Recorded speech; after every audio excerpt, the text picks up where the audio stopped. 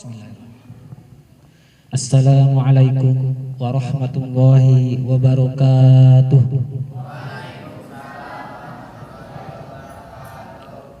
Alhamdulillahillazi nazzalal furqana ala 'abdihi liyakuna lil 'alamina nazira. Wassalatu wassalamu ala sayyidina wa maulana Muhammadin allazi ursila bil haqqi basyiran wa nadhira wa ala alihi wa ashabihi alladzina kana sa'yuhum mashkura. Wa qala Allah ta'ala fil Qur'anil Karim wa huwa asdaqul qailin. A'udzu billahi minasy syaithanir rajim. Bismillahirrahmanirrahim. Ya ayyuhallazina amanu kutiba alaikumus siyamu kama kutiba alal ladzina min qablikum la'allakum tattaqun. Wa qala an-nabiy sallallahu alaihi wasallam idza jaa ramadan futihat abwabul jannah wa ghulliqat abwabun nar wa suffidatis syayatin. Shadaqallahul azim wa shadaqa rasuluhun nabiyul habibul karim. Wa nahnu ala dzalika minasy syahidina wasyakirina walhamdulillahi rabbil alamin. Puji dan syukur marilah kita panjatkan kehadirat Allah Subhanahu wa taala. Alhamdulillah saya sangat bahagia sekali berada di tengah-tengah para santriin dan santriat ya yang masih semangat dalam mencari ilmu. Berada di tengah-tengah santri, para pencari ilmu itu sudah dijamin ya, oleh Rasulullah SAW. Jadi di sekitar kita itu banyak sekali para malaikat yang mendoakan, yang senantiasa mendoakan. Jadi ada para malaikat yang tadau ajnihataha, menyimpan sayap-sayapnya.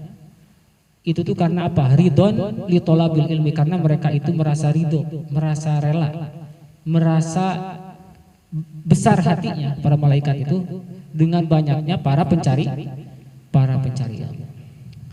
Sholawat beserta salam semoga senantiasa terlimpah curah kepada Habibana wa Nabiyana Karim Nabi Muhammad sallallahu alaihi wasallam. Amin ya Allah ya rabbal alamin. Nah sekarang mungkin saya kan sudah 2 kali berada di tengah-tengah adik-adik ini. Waktu lalu kesini silaturahmi kesini itu ketika Maulid Nabi ya, atau Isra Mi'raj. Maulid Nabi kalau nggak salah. Ya, jadi sekarang alhamdulillah kali keduanya bersilaturahmi lagi bersama para ustadz, para asatidz, para kiai dan beserta juga adik-adik santriin dan santriat yang semoga senantiasa diberikan keberkahan oleh Allah Subhanahu wa taala. Amin ya rabbal alamin. Pada kesempatan ini sengaja saya membawa sebuah kitab. Nah, ini sebuah kitab ya. Jadi ini sebuah kitab. Ini bukan buku. Tahu bedanya buku dan kitab? Apa bedanya buku dan kitab? Ya sebenarnya kan buku dan kitab itu, kitabun itu diterjemahkan ke bahasa kita artinya apa? Buku ya.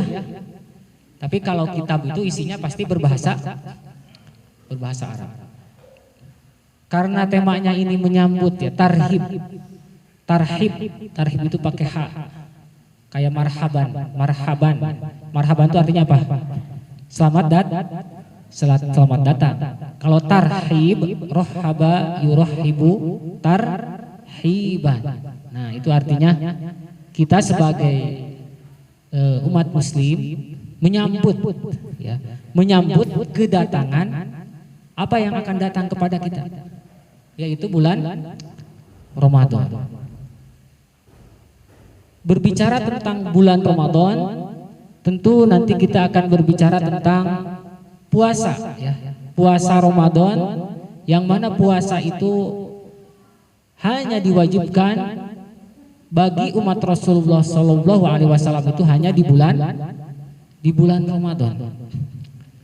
Padahal sebelum bulan Ramadan Sebelum diwajibkannya puasa Ramadan, Rasulullah pernah juga diwajibkan puasa-puasa yang lain.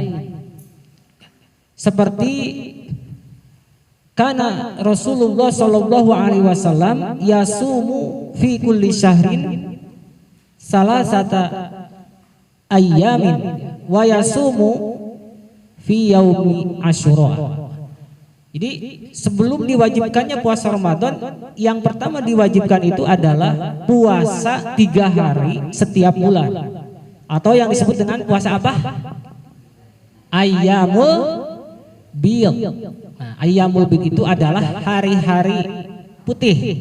Kenapa disebut putih? Karena ya di hari-hari pertengahan bulan kan disunahkan berpuasa. Nah, puasa tersebut dulu hukumnya itu wajib sebelum adanya kewajiban puasa Ramadan.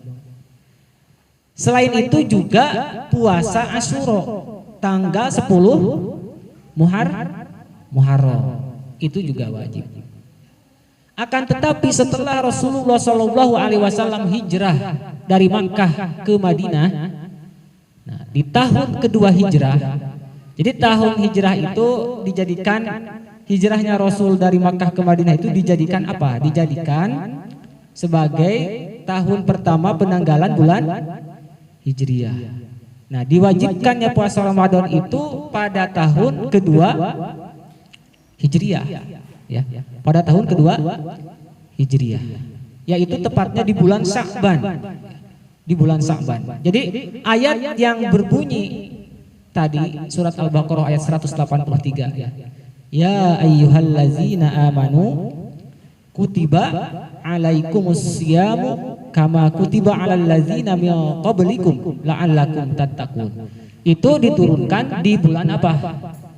Di bulan Sya'ban, tahun kedua hijrah. Maka setelah turunnya ayat itu ketika masuk bulan Ramadan di tahun kedua hijrah tersebut, otomatis puasa Ramadan hukumnya menjadi wajib bagi siapa?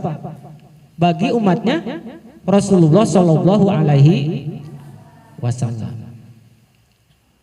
Rasulullah Shallallahu Alaihi Wasallam itu berpuasa di tahun kedua hijrah sampai tahun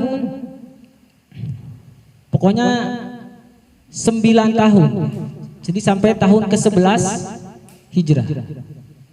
Artinya Rasulullah SAW melaksanakan puasa Ramadan itu selama berapa tahun?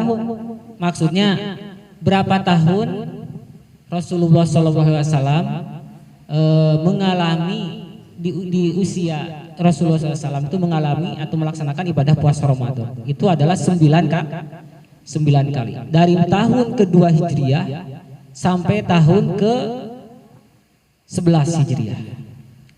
Disebutkan di dalam kitab Al-Majmu ya. Kitab Al-Majmu itu kitabnya sangat besar. Jadi kalau ini kan kitabnya kecil ya.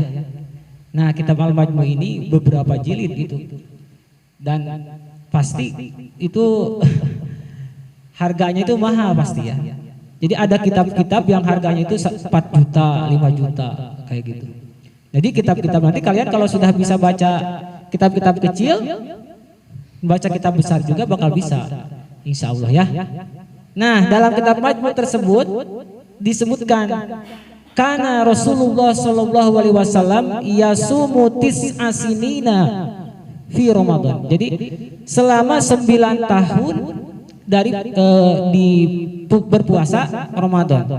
Bukan berarti sepuasanya 9 tahun. Jadi puasanya kan Ramadan tanggal 2 Hijriah, terus Ramadan tanggal 3 Hijriah, Ramadan tanggal 4 Hijriah sampai Ramadan tanggal 11 Hijriah. Itu Rasulullah SAW puasa. Nah, beliau wafat itu di bulan Rabiul Awal tahun ke-12 Hijriah. Nah, itu sedikit tentang sejarah puasa ya. Jadi harus tahu sejarah puasa. Puasa itu ada sejarahnya. Ada sejarahnya kapan diwajibkannya. Bahkan apakah puasa ini hanya diwajibkan kepada umat Rasulullah SAW saja? Apakah belum pernah dilakukan sebelumnya? Sudah pernah justru ya. Tadi kan di Al-Qur'annya sudah jelas. Ya ayyuhallazina amanu. Wahai orang-orang yang beriman. Kutiba di furido. Nah, jadi ada kutiba, ada furido ya. Kutiba itu artinya apa? Kalau kataba artinya apa?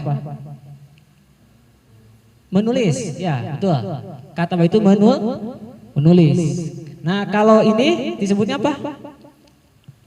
Kitab. Nah, kalau ini apa? Maktabun. Jadi sama itu. Hurufnya ada huruf apa aja? Kaf, ta sama ba, gitu ya. Cuman di dalam bahasa Arab, nah kutiba itu ada yang artinya menulis, ada yang berarti furido. Furido itu artinya farodo ya. Kataba itu farodo mewajibkan. Kalau furido diwajibkan. Jadi kutiba di situ artinya diwajibkan. Makanya suka disebut ada sholawatul maktubah. Sholat maktubah itu artinya apa? Sholat fardu. Nah, ada para ulama yang memberikan hikmah.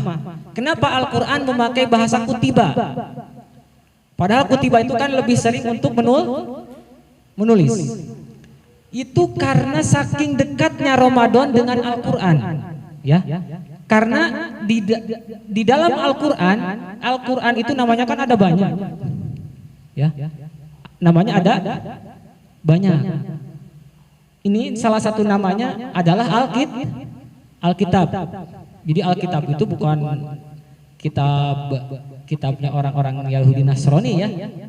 Alkitab itu juga sebagai nama dari Al-Quran. Banyak sekali ayat-ayat yang menyebutkan nama lain Al-Quran adalah Alkitab. Ya, di surat Al-Baqarah ayat kedua aja. Apa surat Al-Baqarah ayat kedua? Zalikal kitabu la raiba fihi. Nah, apa yang disebut dengan Alkitabu di ayat itu? Apakah Alkitab Bible? Bukan, itu adalah apa? Al-Quran. Nah, karena Al-Quran itu namanya adalah Alkitab, maka supaya ada hubungan ya antara kata kutiba tadi yang kutiba itu artinya apa? Diwajibkan, dengan kata kitab. Kutiba dengan kata Alkitab itu hurufnya sama-sama ya. Kaf, ta sama ba. Jadi menunjukkan dekatnya kewajiban puasa Ramadan, menunjukkan bahwa di saat mereka melaksanakan puasa Ramadan, mereka harus dekat dengan Al-Quran karena menggunakan kosakata yang sama-sama kutiba, sedangkan Al-Quran nama lainnya Alkitab. Nah, itu satu rahasia ya, rahasia kenapa Al-Quran mengambil kosakata Alkitab di situ. Ya ayyuhallazina amanu kutiba alaikumusiyam, diwajibkan kepada kalian asyamu apa? Puasa. Kama kutiba alal ladzina min qablikum, sebagaimana puasa ini juga sudah diwajibkan kepada siapa? Kepada alal ladzina, orang-orang min qablikum yang mereka ada sebelum kalian, sebelum umat Rasulullah SAW, sebelum kita sudah diwajibkan. La'allakum tattaqun, supaya kalian menjadi orang-orang yang bertakwa. Ayyamam ma'dudat, pada hari-hari yang bisa dihitung. Jadi di ayat itu ada beberapa motivasi. Ya, ada beberapa motivasi Al-Quran agar kita sebagai orang mukmin yang diseru di ayat itu lebih semangat untuk melaksanakan ibadah puasa. Yang pertama adalah penggunaan panggilan. Kalau ya ayyuhalladzina amanu kan itu panggilan ya. Wahai orang-orang yang beriman, itu panggilan bukan? Panggilan. Jadi kalau kita dipanggil dulu ya, sebelum diperintah, dipanggil dengan bahasa yang baik, dengan predikat yang baik ya. Wahai ini anak soleh, sini anak soleh. Nah, kan kita juga merasa enak ya. Betul? Betul.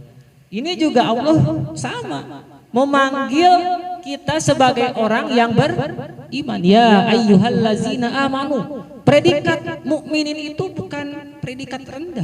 Predikat mukminin itu justru predikat yang menjadi kunci syarat masuk ke dalam surga. Satu itu ya. Jadi Allah menggunakan panggilan itu motivasi pertama.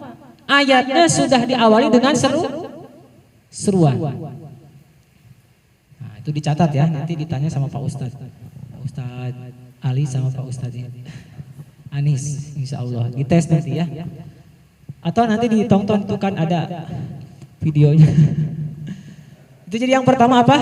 Menggunakan panggilan atau seruan motivasinya. Nah, yang kedua yang tadi kita bahas menggunakan kata kutiba. Jadi di situ disebutkannya diwajibkan, bukan disunahkan, tapi apa? Difardukan. Wah, berarti kalau difardukan bedanya sama sunnah apa? Ada yang tahu? Sunnah sama fardu bedanya apa? Kalau fardu, kalau dilaksanakan akan mendapatkan pahala ya. Ma yusabu ala fi'lihi. Segala sesuatu yang diberikan pahala ketika dikerjakan. Tetapi wa yu'aqabu ala tarkihi. Akan diberikan siksaan ketika ditinggalkan. Kalau sunnah definisinya apa? Ma yusabu ala fi'lihi, diberikan pahala ketika dilaksanakan, wala yu'aqabu, tetapi tidak diberikan siksaan. Ala tarkihi, ketika kita tinggalkan. Dua ya. Jadi yang kedua kata kutiba. Jadi bukan disunahkan tetapi difardukan. Jadi kita lebih giat lagi. Yang ketiga disebutkan alal lazina min qablikum. Jadi kalau misalnya kalian ya ada orang tua yang menasehati misalnya gini, "Dek, kamu mau pergi ke pesantren?" "Oh iya, Pak.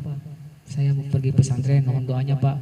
"Oh iya, ibu doain, bapak doain, mudah-mudahan kamu menjadi anak soleh seperti ayahmu."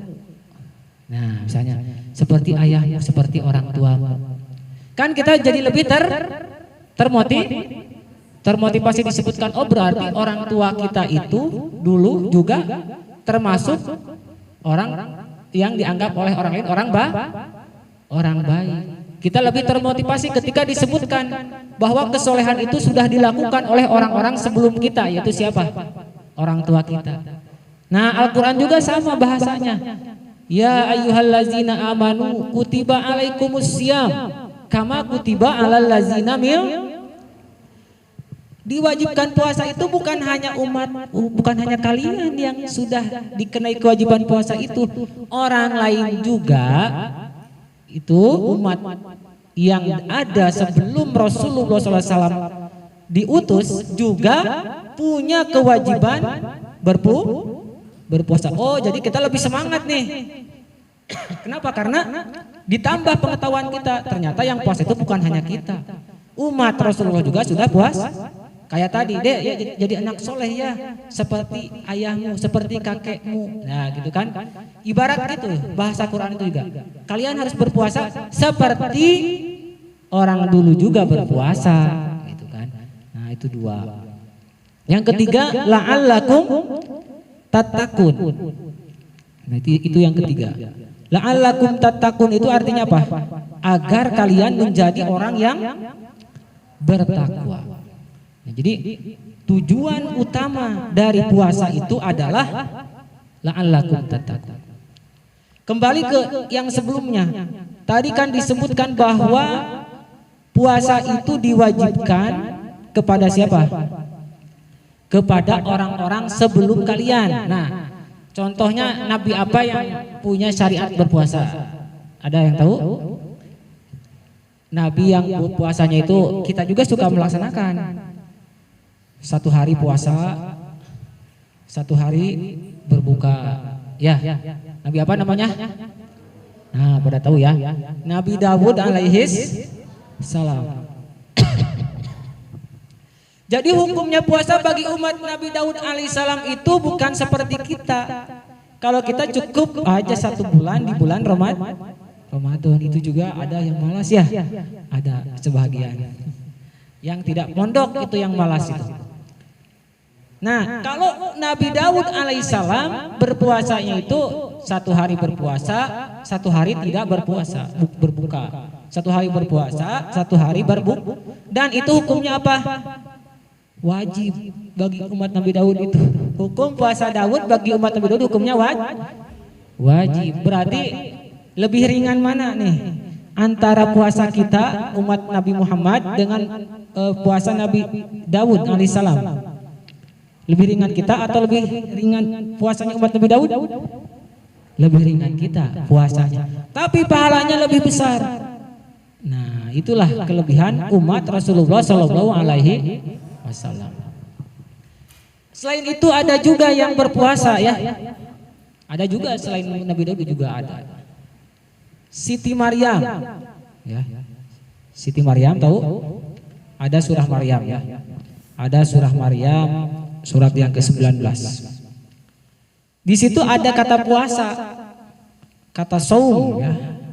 Dalam surat Maryam itu. Fakuli washrobi wa qarri aina. Fa imma taroyinna minal bashari ahadan fakuli inni nazartu lirrahmani sauman. Nah, ada kata sauman di situ. Sauman itu artinya apa? Nah, puasa. Falan ukallimal yauma insiya. Falan ukalliman nasa yauma insiya. Jadi pada hari ini saya bernadar berpuasa, tetapi tidak akan berbicara dengan orang lain. Jadi di situ disebutkan bahwa Siti Maryam itu setelah melahirkan bernazar, dia akan melaksanakan puasa. Inni nazartu lirrahman. Saya bernazar kepada Ar-Rahman, Allah Subhanahu wa taala. Sauman apa? Untuk berpuasa. Oh, berarti Siti Maryam juga pernah melaksanakan syariat puasa, dan puasanya itu lebih berat. Selain tidak makan, tidak minum, juga falan ukalliman nasa yauma insiya. Juga tidak akan berbicara dengan orang lain. Ya. Jadi kalau ada orang assalamualaikum misalnya memanggil kita, itu tidak boleh kalau puasanya Siti Maryam ya. Jadi lebih berat lagi. Sama mungkin kalau sekarang gampang. Sekarang udah ada HP ya. Kalau puasanya seperti puasa Siti Maryam kan bisa ngecat kan gitu kan. Nggak boleh juga kalau puasa Siti Maryam ngecat itu sama dengan berbicara. Ya, tidak bisa. Jadi lebih berat lagi puasa Siti Maryam, selain tidak makan, tidak minum, juga tidak boleh untuk berbicara. Surat Maryam. Makanya dari itu ketika seorang Maryam binti Imran ya, yang tidak punya suami, tiba-tiba melahirkan siapa? Nabi Isa alaihi salam, dan setelah melahirkan Nabi Isa berpuasa, bernadar puasa, dan puasanya itu tidak boleh berbicara dengan orang lain. Tiba-tiba setelah melahirkan beliau pulang ke kaumnya, fa'atat bihi qaumaha tahmilu. Qurannya gitu ya. Maka datanglah Maryam bihi membawa Nabi Isa alaihissalam tahmilu sambil menggendongnya. Nah, kata kaumnya gimana? Qalu laqad ya Maryamu laqad ji'ti syai'an fariya. Wahai Maryam, sesungguhnya kamu sudah melakukan sesuatu perbuatan yang keji. Kata siapa itu? Kata kaumnya. Ya ukhta Maryam, maka na abuki imra'a sau'in. Wahai ya ukhta Haruna, wahai saudara perempuannya Harun, saudari perempuannya Nabi Siapa? Siti ya. Jadi ketika itu kan dibully oleh sekampung lah, katakan ini Siti Maryam ini mau digebukin. Karena sekampung apa namanya mau apa menuding bahwa Sayyidah Maryam ini melakukan perbuatan yang serong gitu. Maka abuki imra'as sau'in wa makanat ummuki bagiya. Wahai Maryam, tidakkah kamu tahu bahwa orang tuamu dan ibumu bukanlah orang yang suka berbuat dosa, suka berbuat tidak baik, tidak benar seperti itu, tidak seperti kamu. Kenapa kamu tidak mengikuti ibu dan ayahmu, malah kamu punya anak padahal kamu belum nikah? Kata kaumnya seperti itu ya. Kata yang berfa'asyarat ilaih. Nah, maka karena Maryam ini tidak berbicara, kenapa Sayyidah Maryam tidak menjawab? Sedang berpuasa tadi, ya. Berat banget nih Sayyidah Maryam ini. Yang pertama dibully, ya. Terus tidak boleh berbicara. Bayangin, bisa kebayang nggak? Ya, dibayangin aja. Fa'asyarat ilai, kemudian Maryam ini memberikan isyarat kepada siapa? Kepada bayinya. Qalu kaifa nukallimun nasa man kana fil mahdi sabiyya. Mereka berkata, bagaimana kami bisa berbicara dengan orang yang masih berada dalam aisan, dalam buayan? Kata kaumnya itu. Apakah kamu itu mungkin seorang yang tidak berpikir? Kenapa disuruh berbicara dengan bayi? Maka di Quran mengatakan kola. Siapa yang kola di situ?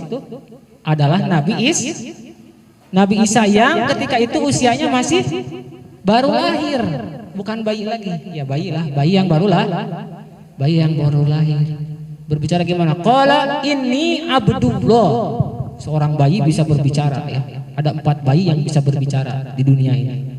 Salah satunya adalah bayinya Nabi siapa? Nabi Isa alaihissalam. Ini Abdullah, saya ini adalah hambanya Allah Subhanahu wa ta'ala. Bukan Ibnullah tapi Abdullah. Ibnullah itu anak Allah. Kalau ini Abdullah, saya itu adalah hambanya Allah.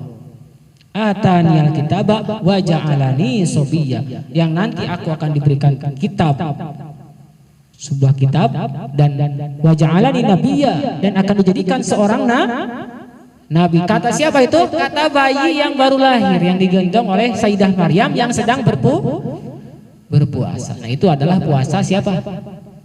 Sayyidah Maryam ya.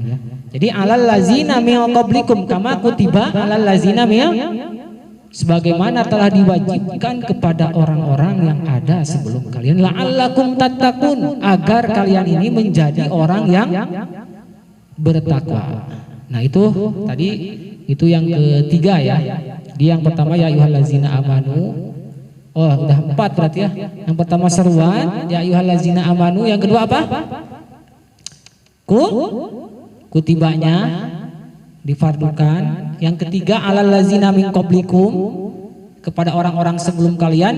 Yang keempat la'allakum tattaqun. Itu motivasi sudah ada 4. Ditambah satu lagi di ayat selanjutnya, ayyaman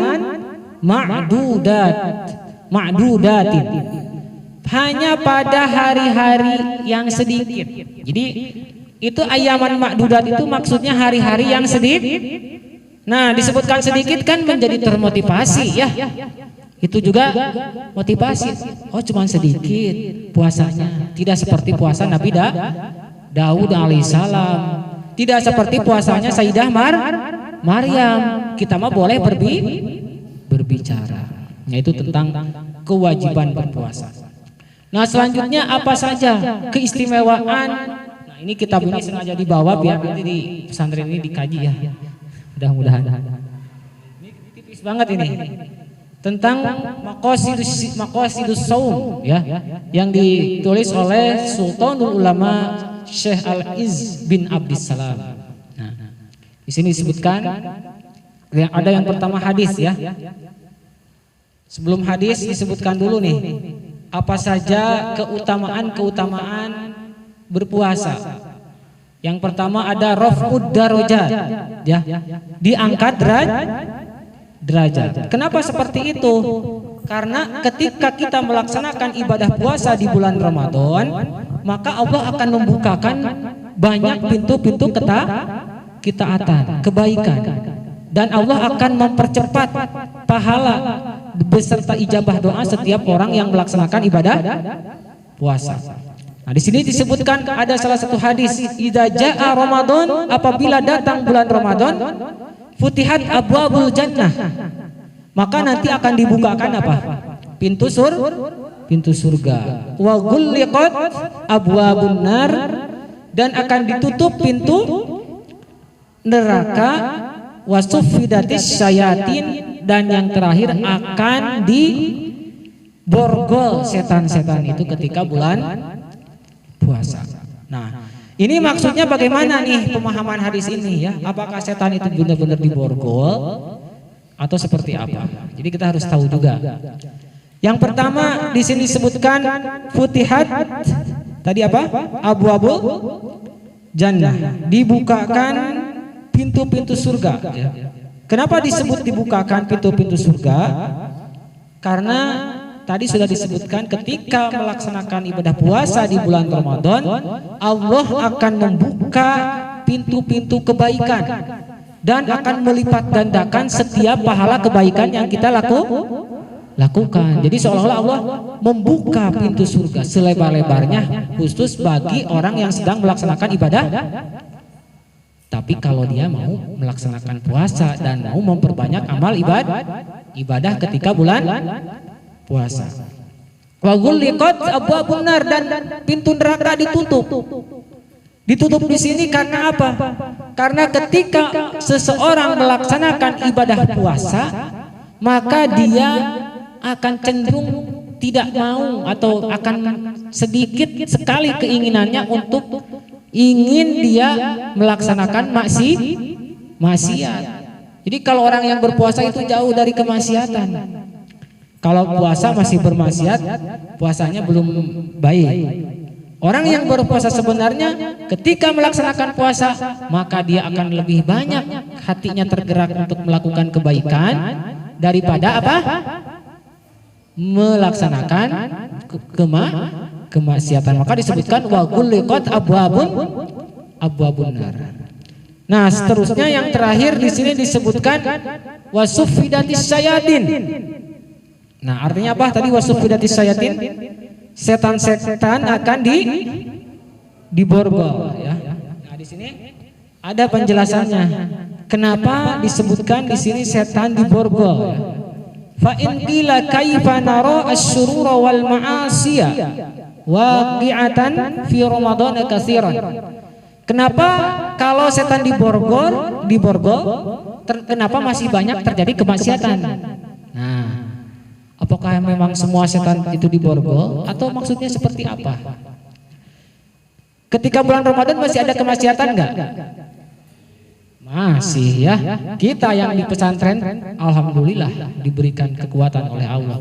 Namanya juga di pesantren tempat melaksanakan kebaikan. Tapi yang mohon maaf yang berada di luar mungkin masih banyak yang minum minuman keras dan lain sebagainya, itu masih banyak.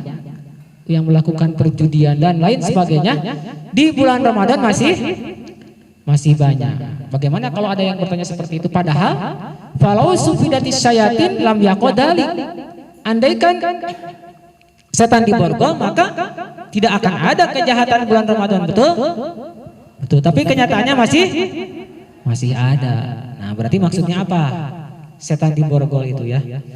Di sini fal jawab, maka cara menjawabnya di sini annaha innama taqillu anis shaimina as-saum alladhi khufidu ala syurutihi wa ru'iyat adabuhu. Itu jadi kemungkinan yang pertama.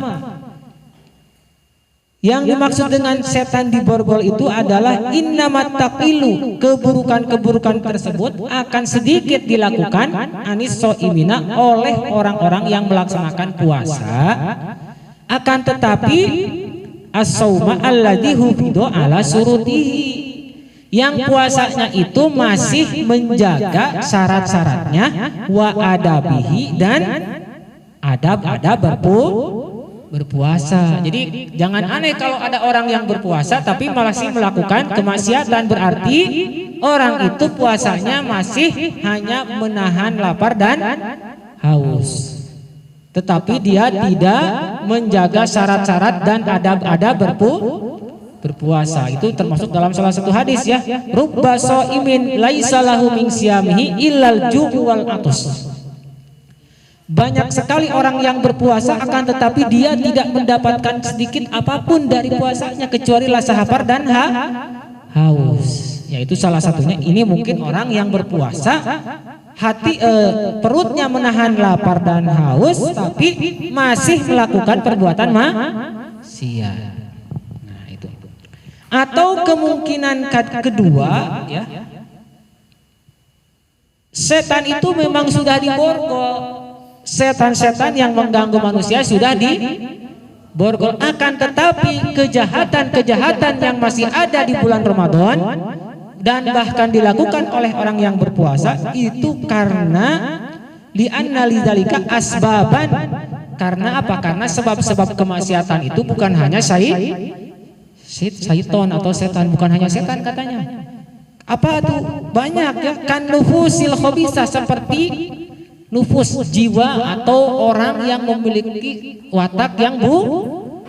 Jadi ada orang yang tanpa diganggu oleh setan sudah kebiasaan melakukan perbuatan buruk. Nah, jadi walaupun setannya sudah diborgol, tetapi ada orang yang tanpa diganggu oleh setan masih saja berani melakukan kemaksiatan. Berarti itu namanya setan bangsa apa? Bangsa manusia. Minal jinnati wan. Setan itu kan ada dua. Setan bangsa jin mungkin yang sudah diborgol mah. Oh, ternyata setan bangsa manusia masih berkeliaran. Jadi wajar saja ya kalau memang setan sudah diborgol tetapi ternyata masih banyak kejahatan-kejahatan. Itu karena memang kebiasaan orang itu melakukan perbuatan buruk walaupun tidak diganggu oleh siapa? Oleh setan. Nah itu.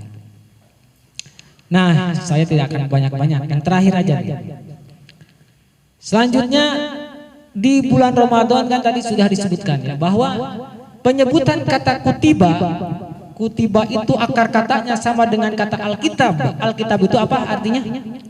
Al-Quran itu sebagai isyarat akan dekatnya Ramadan dengan bahkan kan di ayat 185 disebutkan syahru Ramadan allazi unzila fihil Quran. Itu jelas ayat itu menunjukkan korelasi hubungan yang kuat antara Ramadan dengan Al-Quran. Karena di bulan Ramadan lah Al-Quran itu syahrul Ramadan, yaitu bulan Ramadan allazi unzila yang diturunkan di dalamnya Al-Quran. Hudal linnasi wa bayyinatim minal huda wal furqan.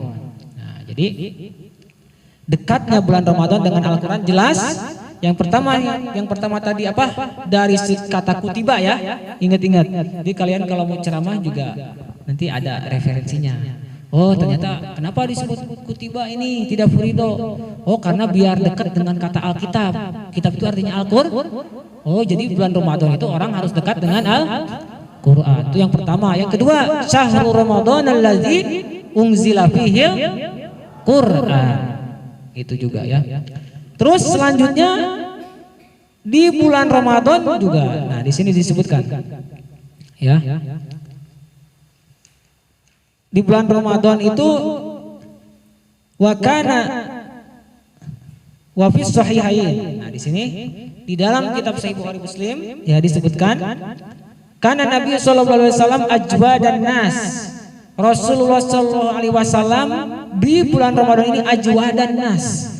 Orang yang paling banyak sekali berbuat kebaikan. Jadi kita juga harus mencontoh Rasulullah. Ketika bulan Ramadan kita harus lebih banyak melakukan kebaikan di sini. Wa kana ajwadu ma yakunu fi Ramadan. Jadi Rasul itu yang pertama orang yang paling banyak berbuat baik. Orang yang paling merasa kasihan kepada orang lain itu siapa? Rasulullah.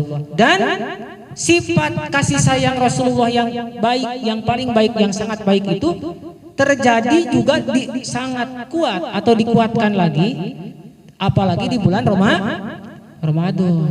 Di bulan-bulan lain Rasulullah sudah paling ajwadan nas, orang yang paling baik budi pekertinya, paling banyak memberinya kepada orang lain. Apalagi wa kana ajwadu ma yakunu fi Ramadan, dan perilaku Rasulullah SAW itu mencapai puncaknya lah, katakan begitu. Kebaikan itu terjadi di bulan Ramadan, hina yalqahu Jibril. Jadi setiap bulan Ramadan Rasulullah SAW suka didatangi oleh siapa? Malaikat Jibril. Wa kana Jibrilu yalqahu alaihi salam. Dan malaikat Jibril itu mendatangi siapa? Rasulullah SAW kulla lailatin fi Ramadan. Jadi di setiap bulan Ramadan Jibril itu datangnya setiap malam. Untuk apa? Untuk membaca Al-Quran bersama Rasulullah Shallallahu Alaihi Wasallam. Itu luar biasa bulan Ramadan. Malaikat Jibril datang kepada Rasulullah untuk apa? Untuk membaca bersama-sama. Jadi makanya membaca Quran itu harus talaki, ya. Talaki itu langsung belajar dari guru. Kenapa? Karena Rasulullah juga belajarnya talaki dari siapa? Dari malaikat Jibril secara langsung. Apalagi di bulan Ramadan, setiap malam didatangi oleh malaikat Jibril untuk membaca Al-Quran. Seperti itu ya. Wasoha, dan sahih hadis anna Jibril alaihissalam, ini ada hadis juga bahwa Jibril alaihissalam kana ya'ridu Rasulullah sallallahu alaihi wasallam Al-Quran. Jadi Rasulullah, malaikat Jibril membacakan, malaikat Jibril ini membaca di hadapan Rasulullah sallallahu alaihi wasallam apa? Al-Qur'ana fi kulli Ramadana, di setiap bulan Ramadan. Marrotan wahidatan. Jadi kan tadi datangnya satu malam, semalam sekali ya, setiap malam kan datangnya. Jadi satu Ramadan itu khotam Al-Quran 30 juz itu yang dibacakan oleh siapa?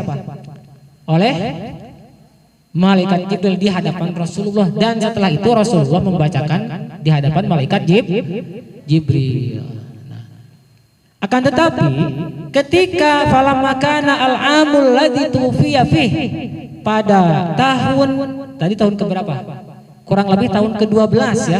Rasulullah SAW, mohon maaf, tahun ke-11 mungkin ya, yang masih di Ramadan terakhir yang diikuti oleh Rasulullah, baginda Rasulullah SAW, itu Ramadan tahun Hijriah, tahun ke-11 Hijriah, di mana itu adalah Ramadan terakhir yang apa namanya, yang akan dilalui oleh baginda Rasulullah SAW.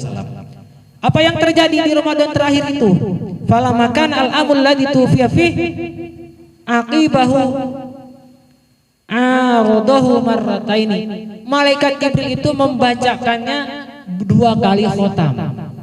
Kalau sebelumnya kan setiap Ramadan itu 1 kali khotam Al-Quran, jadi dibaca setiap malam. Malaikat Jibril sama Rasulullah setiap Ramadan, dari Ramadan tahun kedua Hijriah kan tadi sudah disebutkan sampai Ramadan tahun ke-10 Hijriah. Setiap malam Jibril datang, beres Ramadan, akhir Ramadan itu berarti sudah selesai Al-Quran 30 juz. Tapi ketika di bulan Ramadan tahun ke-11 Hijriah adalah Ramadan terakhir bagi Rasulullah SAW, malaikat Jibril itu 2 kali khotam ya, membaca Al-Quran. Jadi dalam 1 kali Ramadan 2 kali khotam membacakan Al-Quran di hadapan Rasulullah SAW. Dan ketika itu Rasulullah SAW mengatakan bahwa ini adalah waktu ajalku sudah dekat. Jadi sudah tahu Rasulullah SAW, merasa sedih ya di bulan Ramadan yang terakhir itu yang dilaksanakan oleh baginda Rasulullah Shallallahu Alaihi Wasallam. Jadi kita juga sebagai orang yang belajar Al-Quran, menghafal Al-Quran, di bulan Ramadan ini harus mencontoh tadi ya Rasulullah Shallallahu Alaihi Wasallam, di mana di setiap Ramadan yang biasanya malaikat Jibril itu tidak datang setiap hari, ini datang setiap hari hanya untuk apa? Membacakan Al-Quran. Inilah mulianya bulan Ramadan. Bahkan ada orang yang setiap malam melaksanakan qiyamul lail gitu ya, dari malam pertama sampai malam ke-30 kalau puasanya 30 hari. Jadi selesai Ramadan itu khotam 30 juz ya dalam sholat malam. Nanti kalau sudah hafal Al-Quran seperti itu. Jadi di bulan Ramadan harus memperbanyak muayasah, harus memperbanyak mulazamah kita dengan Al-Quran. Yang tadinya hafalannya lupa-lupa, nah kesempatan di bulan Ramadan kita lancarkan sesuai dengan kemampuan masing-masing, sesuai dengan target hafalannya masing-masing. Harus punya target. Di bulan Ramadan ini saya harus melancarkan surat yang sudah dihafal, atau di bulan Ramadan ini saya harus menghafal berapa juz. Setiap orang harus punya target. Karena man fariha bidukhuli Ramadan, barang siapa yang bergembira atas kedatangan Ramadan, haramallahu jasadahu 'alan nar, maka Allah akan mengharamkan jasadnya kena dengan api neraka. Nah, jadi bergembira itu bukan hanya bergembira saja. Salah satunya tunjukkan kegembiraan kita dengan menuliskan target dari sekarang. Ramadan tinggal beberapa hari lagi, tulis nih target saya Ramadan ini apa. Jadi setiap orang mungkin beda-beda ya. Ada yang ingin melancarkan hafalannya, ada yang menyelesaikan juz yang belum, dan lain sebagainya. Tapi targetnya itu harus lebih besar dibanding dengan bulan-bulan yang lain. Sebagaimana tadi malaikat Jibril yang datang kepada Rasulullah setiap malam ya. Setiap malam. Kalau Rasul tahu kapan beliau waktu dekat dengan wafat. Kalau kita tidak tahu, mungkin Ramadan sekarang itu adalah waktu terakhir bagi kita. Tidak ada yang tahu. Atau mungkin bahkan kita tidak tidak diberikan izin untuk memasuki Ramadan tahun sekarang, tidak tahu. Jadi jadikanlah setiap Ramadan itu sebagai Ramadan terakhir bagi kita. Artinya kita harus memanfaatkan bulan Ramadan semaksimal mungkin. Barakallahu fikum wallahul muwaffiq ila aqwamit thoriq. Mohon maaf dari segala kekurangan. Assalamualaikum warahmatullahi wabarakatuh.